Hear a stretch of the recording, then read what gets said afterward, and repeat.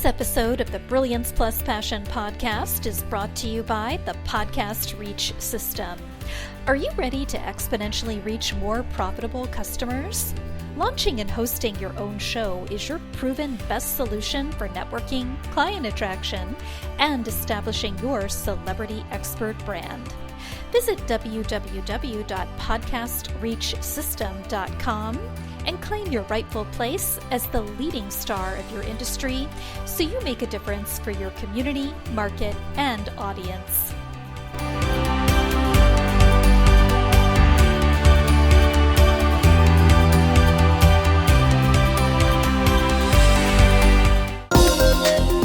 Welcome to the Brilliance Plus Passion podcast. Join us as we celebrate entrepreneurs, business creators, and brilliant minds who reveal what they are doing to make the world a better place by being part of it. Be sure to visit our website at www.brilliancepluspassion.com. While you're there, subscribe to us via your favorite network. Now sit back, lean in, tune in, get your notepad and 2 pens ready, and let's get started. My name is Adam Homey. I am your host, and I am honored by your wise decision to tune in and invest in yourself today. I recently got a new computer, and I have not yet installed the software for my webcam, so I can zoom the heck out of this a bit. So if it seems like, so such as it is. At any rate, here at the Brilliance Plus Passion Project, we feature people who make the world a better place by being part of it and by their contributions to it. And today I'm speaking with somebody I've known for a long time who exemplifies everything that this is about. I'm going to introduce him briefly because I really want to get into this. His name is Brad Zol-us. He's a serial entrepreneur, former C-level executive, and internationally published author. One of his companies, known as K2 Design, turned Brad into a web pioneer and a .com executive. And as a result, Brad was thrust into the limelight and has been featured in Forbes and Inc magazines, Advertising Age, and appeared on international television shows, podcasts, and other media outlets. Brad is the award-winning author of Liquid Leadership from Woodstock to Wikipedia, Multigenerational Management Ideas That Are Changing the Way We Run Things, and is the host of the podcast Awaken Nation, a podcast dedicated to deeper conversations with today's outliers and cutting-edge entrepreneurs. So normally I introduce our guests by saying, come on in, the weather's fine, but to you I say, Adam Homey. Brad Zol-us. Okay, for those of you, I wonder how many of our viewers here know that this is a pop culture reference to the TV show Boston Legal. Denny Crane. Denny Let me tell Crane. you, soldier, you're going to tell your grandkids that you met Denny Crane. I love that show. It was so weird and quirky and fun. And James Spader, the dialogue between James Spader and William Shatner was it was top shelf. Yeah. Yeah. And what I love to tell the story about how that is what William Shatner finally won his Emmy for. I mean, after Star Trek, T.J. Hooker, everything else, he finally won his first Emmy at age 73 for not Denny Crane on Boston Legal, but Denny Crane as a guest actor, as a guest character on The Practice. And I believe it was a 5-episode arc. So he won his first Emmy at the age of 73 for a guest appearance on a show that had already announced it wasn't coming back for another season. That's amazing. I loved watching the show for the tiny little Star Trek references, and they had plenty. So it was funny. Yeah. So let's turn this to you for a minute here, Brad, and tell us a bit. How does the work you do make a difference for the world, essentially? That's an interesting question. I hate to say it that way, but the reality is I guess I was frustrated through most of my life, not only as an entrepreneur, but as somebody who could see all the trends happening. And this goes back to my childhood. A lot of people know this, but my dad and we weren't able to communicate the way I wanted to. And everything's changing. Okay. Yeah. And through the years, when I look back at starting K2 Design, which I took public, that was the internet came along and nobody knew the internet was happening. And we had to explain that to companies. And then when I wrote Liquid Leadership, that was about me trying to get boomers to wake up to this generational divide and the technology that was coming in that was lowering the barrier to entry for many, many businesses. And then now here I am with Awakened Nation. And after being on 100 podcasts, either as a guest or a host, I was getting frustrated with that conversation. You know what I mean? The business conversation. It was always the same conversation. I'm so damn successful. Let me tell you how. And you might have heard this podcast, but Tony Rubleski had me on a podcast with Jim Palmer and Ben Gay III. Oh, I remember that one. And I'm thinking, these are heavy hitters. What the hell am I going to talk about? And here's the big left turn they made. They started this interview series talking about failure. Ben talked about his son dying, and Jim started talking about how he got skin cancer and fired from his job in the same week. Yeah.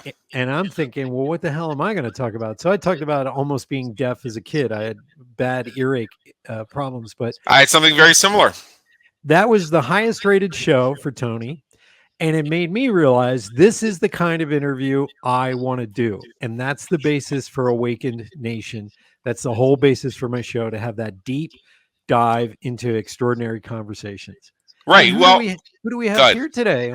This is Princess Alessandra. I figured it was either this or she was going to paw at me. So she's going to join us here for a little bit.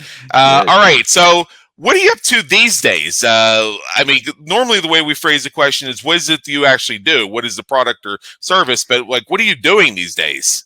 What I've been doing is, and this is an odd thing, it's definitely attraction marketing, but through word of mouth, I've had a lot of big business owners, billionaires, millionaires, be told that I help them write their books, get them on TV, basically turn them into a celebrity brand. And lately, I've taken my 40 years of graphic design skills from New York City and help people launch their magazine or write their new book or get out there on social media and really brand the person, because a lot of them, they have great businesses, but they are behind the business. Now they have to step out. And I help them with that. And Awakened Nation gives me a great platform for some of my clients to just come on and be interviewed.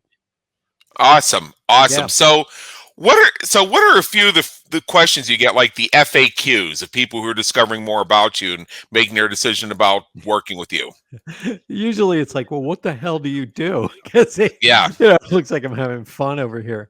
But usually the question is, what do you do? And I say, well, I help you drive business to your brand by giving you exposure. And I'm not talking about just social media exposure. I'm talking about getting featured in Forbes magazine, print and online, getting you your book deals, helping you write that first book, creating your actual brand image. A lot of people, they think, well, I'm not attractive, or, maybe I'm just going to go out there and, get on TV. No, it doesn't work that way. I help craft what that image is going to look like, what the tone of voice is going to be. And a lot of people, they shy away from the camera. They don't want to be on camera. Yeah. But the reality is that, and Forbes magazine found this out, 40% of people's decision to invest in a company is based on the CEO's, breadcrumbs out there in social media, television, and whether they had a book or not. 40%. Right. That means you need to get out there, right. Show your face, talk a little bit. We need to know who you are. Well, if people want to see my visual, I do a video version of the Brilliance Plus Passion Project, but I don't do it for my Business Creators Radio show, because I like to usually get intoxicated on iced tea and enjoy a cigar, and I'm not going to hold my media pose for an hour. What I did do to cover all my bases is, about a year and a half ago, I had this unicorn of a woman chase me around Las Vegas and shoot me 161 times. Those photos were great, by the way. Yeah, thank you. If you want to look at brand image, I mean, Adam, you have kicked it up a notch over the last 2 years, and I've just been like very proud to know you. Well, thank you. Because you would wear a nice suit and you had your glasses and you had the great haircut. Yeah, I hated all that. And then it just shifted. You shaved your head. Now you wear a cap. You're more casual. Very upscale casual, and they got these great photos of you. I think over on the promenade in Las Vegas because there's some graffiti over there, and there's it was in that general area. Yeah. So, what are a few questions you wish people would ask? I wish people would engage in my business coaching more because I see all these people, saying, "Hey, I can do high ticket business coaching." Well, I've owned over 10 companies, one of which I bootstrapped. We had no startup capital, and that company wound up having 60 employees, 3 offices, one in Dusseldorf, Germany, one in Washington, D.C., and another in New York City. And we took that company public on NASDAQ. Mm-hmm. And not one person has ever stepped up and said, "Hey, Brad, could you teach me? Could you coach me? Could you show me how to go from startup to IPO, or maybe getting, that first round of financing, angel financing, and become a real company?" And I know how to do that, and I know how to connect with people, but I guess maybe I haven't pushed that part of my brand that much. Simply because I've been busy with the celebrity branding stuff. Yeah. All right, so now let's shift gears and have a little bit of fun. And this is the part of this show I love every single episode and every single part of them. But this is the one that always either amuses me or inspires me or amusingly inspires me. What would people who know you be surprised to learn about you? Probably a couple of things. Number one, I did 8 character voices on The Legend of Zelda, the Adventures of Link. That was the second upgrade, I believe. Yep. And I did 8 character voices on that. Wow. People are surprised to hear that. I used to get paid quite nicely to imitate Christopher Walken on radio shows, so that was always fun. I was a professional drummer at age 9. I started playing drums, accompanying my mother on piano, and she used to sing and do all the classics. So I know all the words to, like, Misty and My Funny Valentine and all the classics. Right. What do you hope people say about you when you're not around to hear it? There's 2 things they say. Either that guy's a jerk or I love working with him. He's a genius. I don't know if I'm a genius. As they say, a clock is always a broken clock is right twice a day. Twice a day, yeah. Mm-hmm. Yeah, and when I actually use that expression often when I'm giving credit to someone who, you hate to admit they're right, but hey, a broken clock is right twice a day. Yes. Yeah, and it also goes with my belief that nobody's all bad and nobody's all good. Nobody's always right and nobody's always wrong. I agree with that. Right. If you could go back in time and change one thing you've done, one thing you've experienced, one thing that's happened, what would it be and why? I'm a big fan of no. I'm okay with the way everything turned out because some of my successes helped me open doors, and some of my failures got me to learn. So I wouldn't change anything. I've had an extraordinary life. I've been exposed to some people that some people would say, "Wow, how do you know so many famous people?" This came up yesterday with a friend of mine. I was telling him a couple of guests I had on my show, and he goes, "How the hell do you know so many famous people?" And it's like, well, I was friends with them and helped them write or do something back before they were famous. So all I do is call them up and they go, "Hell yeah, I'll do the show." So I consider my life like this orchestra that someone is directing, call it God or whatever. And I've been so fortunate to just be exposed to rooms that other people don't get a chance to get exposed to. Absolutely.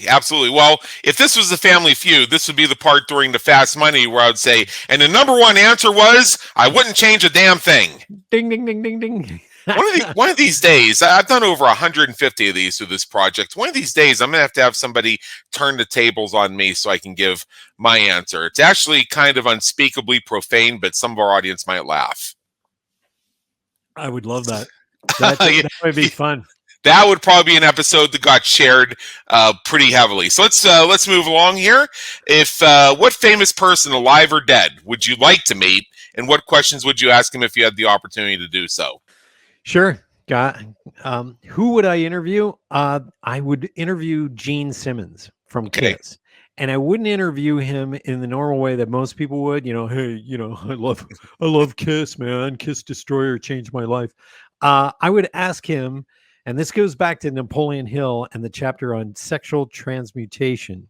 Yeah. I would ask Gene Simmons the correlation between sexual energy and success, because I see it in, people like Bill Clinton, Pablo Picasso, Gene himself, this high level of sexual energy as well as a high level of success. And that's what I would really like to talk to him about. I'm going to have to go back and read the Napoleon Hill book because I don't remember that part, but I've been giving a lot of thought to that over the years, and I haven't quite known how to articulate. There does seem to be some sort of correlation between elevated levels of sexual energy and success. Yeah, well, and I've noticed it for me that when one is up, the other is up, and when one is down, the other is down. Yes. So when one goes down, I'm looking at how to get it back up again. Get it back up again. Napoleon Hill says it very succinctly in Think and Grow Rich, and that is this. He says, men are usually successful in their 40s or become successful in their 40s because they stop chasing women. And that doesn't mean they stop at 100%, but now they take that energy that they would use to try and get a date, or not to be crass, but to get laid, and instead transfer that energy into their businesses. Right. And it's a great chapter. It's a very confusing chapter if you are thinking from the 1930s mentality, the puritanical. So it was probably super controversial at the time. Yeah. So what motivates and inspires you to keep going when you're having a tough time or facing a challenge? I'm just like anybody else. I will take a moment to lick my wounds, listen to sad music, and then maybe take a nap or two. But then I'm kind of like, I got to get up and move and push forward. I call it, I guess, my rest period. Some people call it your dark night of soul, but it's part of my nature. I'm Aquarius. I just turned 60. I just had a birthday. And so for me, it's my nature to not sit around too much. I can't even lay in a bathtub for an hour. My girlfriend says, "Oh, you need to take a foamy bath." And I'm like, I'm kind of like Bill Burr. He's like, you're laying in the tub and you want to commit, suicide or something, because this is not natural for a man to sit in the tub and soak. Right. And I'm the same way. So, in those moments where I'm down and out, I let myself ride the emotional wave. It is sort of like failure is almost like a death. And you have to kind of sit there and go through the cycles of loss and then pick yourself back up and jump back into the fray. Well, as I say, if you got something you got to burn through, burn faster. Take a flamethrower through it if you need to. But suppressing it or downplaying it is not going to give you the opportunity to experience the growth that goes along with it. Think about when you exercise, which is something I probably need to do a bit more of, but who doesn't? What is one of the feelings you have when you do strength and resistance training? A burning. Yes, that's for a reason. Denny Crane. Adam Homey. All right. So I know you have an invitation for our audience, which I'm going to join you in sharing in just a moment. But in general, since we're about a minute from being done with this conversation, in general, what is one thing that you would suggest our listeners do as soon as they finish streaming this?